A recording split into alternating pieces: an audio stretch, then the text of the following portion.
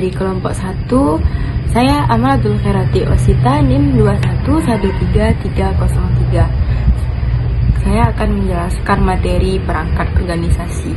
Kalian tahu nggak sih apa saja itu perangkat organisasi? Nih, kalian bisa lihat di bawah ini. Yang pertama yaitu rapat organisasi adalah rapat anggota yang merupakan kunci dari keberhasilan koperasi yang memegang kekuasaan tertinggi. Nah, yang kedua pengurus. Pengurus koperasi ini adalah siswa-siswi atau sekelompok anggota yang dipilih dalam rapat anggota, di mana dia akan menjalankan proses organisasi koperasi ini.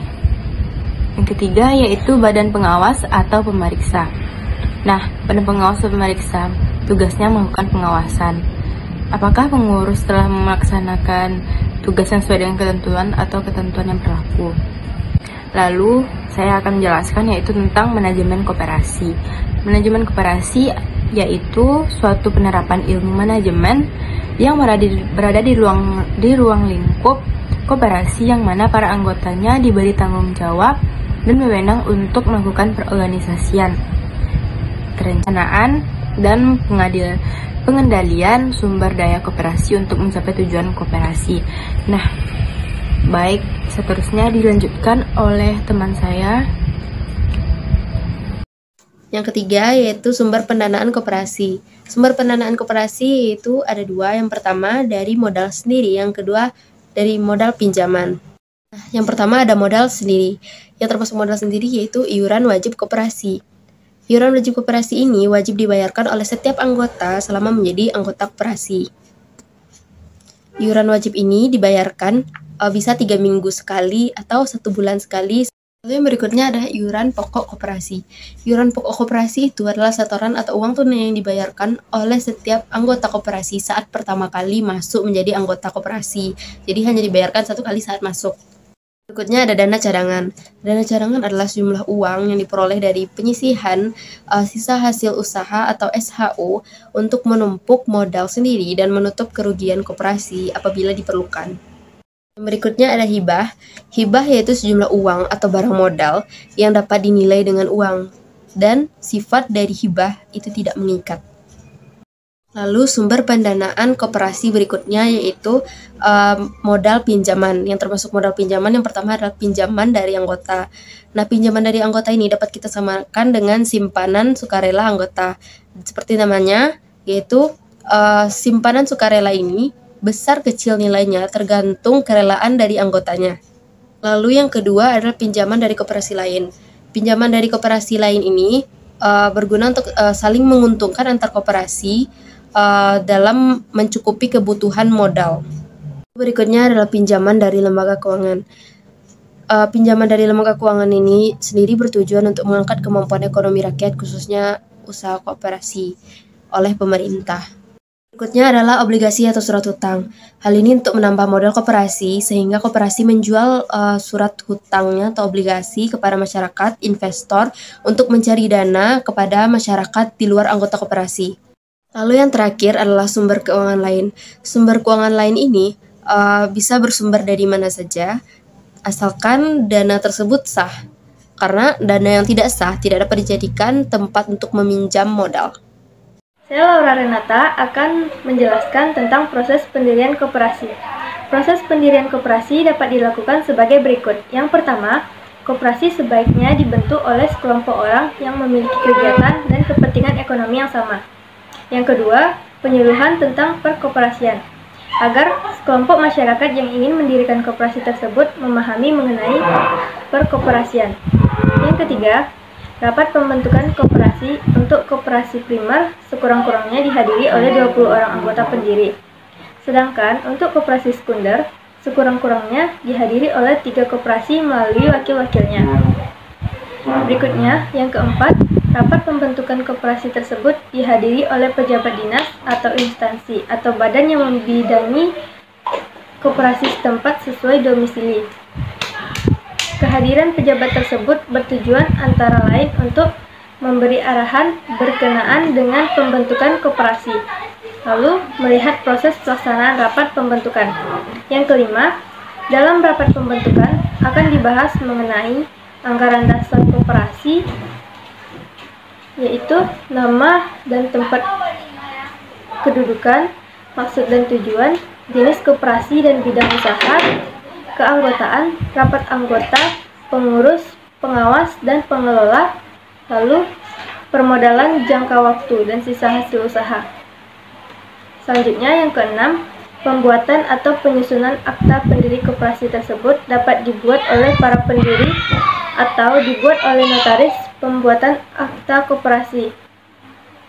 Yang ketujuh, selanjutnya, notaris atau kuasa pendiri mengajukan permohonan pengesahan secara tertulis kepada pejabat yang berwenang. Yang kedelapan, pejabat yang berwenang akan melakukan penelitian terhadap materi anggaran dasar yang diajukan dan pengecekan terhadap keberadaan koperasi tersebut. Yang kesembilan, apabila permohonan diterima, maka pengesahan selambat-lambatnya 3 bulan sejak berkas diterima lengkap. Yang kesepuluh, jika permohonan ditolak, maka keputusan penolakan dan alasannya disampaikan kembali kepada kuasa pendiri paling lama 3 bulan sejak permohonan diajukan. Dan yang terakhir, terdapat penolakan, para pendiri dapat mengajukan permintaan ulang pengesahan akta pendiri koperasi dalam jangka waktu paling lama 1 bulan. Selanjutnya, syarat-syarat pendirian koperasi. Yang pertama ada syarat umum, yaitu yang pertama 2 rangkap salinan akta pendiri koperasi dari notaris. Yang kedua, berita acara rapat pendiri koperasi. Yang ketiga, daftar hadir rapat pendirian koperasi. Yang keempat, fotokopi KTP pendiri.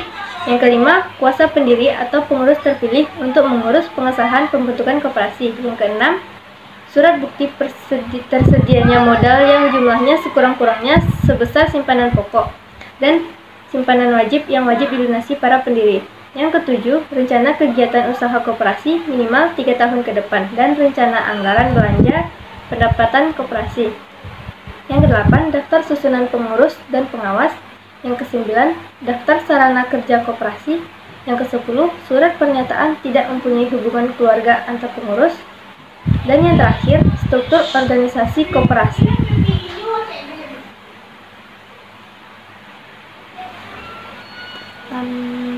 Berikutnya ada tambahan persyaratan pendirian koperasi apabila memiliki usaha unit simpan pinjam atau USP.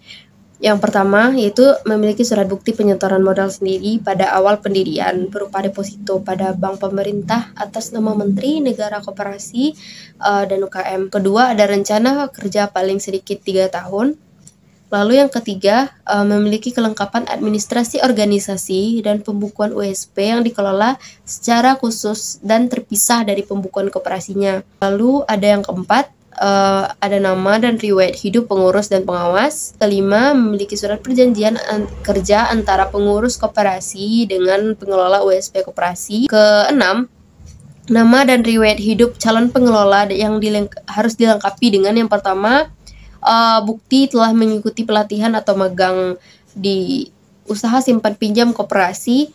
Yang kedua, memiliki surat keterangan berkelakuan baik. Yang ketiga, memiliki surat pernyataan tidak mempunyai hubungan keluarga atau darah dengan pengurus dan pengawas. Lalu yang keempat, memiliki surat pernyataan pengelola tentang kesediaannya untuk bekerja secara purna waktu. Ketujuh, yaitu memiliki permohonan izin menyelenggarakan usaha simpan pinjam.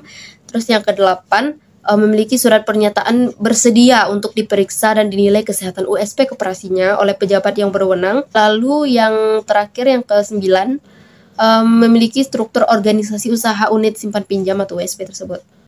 Lalu berikutnya yang terakhir yaitu tambahan persyaratan pendirian koperasi apabila memiliki usaha unit jasa keuangan syariah atau UJKS. Yang pertama yaitu adanya surat bukti penyetoran modal sendiri pada awal pendirian atas nama Menteri, Negara, Koperasi, dan UKM. Terus yang kedua, memiliki rencana kerja sekurang-kurangnya itu 1 tahun. Lalu yang ketiga, memiliki kelengkapan administrasi, organisasi, dan pembukuan. Lalu yang keempat, adanya keterangan pokok-pokok administrasi dan pembukuan yang didesain sesuai karakteristik lembaga keuangan syariah. Lalu yang kelima, ada nama dan riwayat hidup pengurus dan pengawas.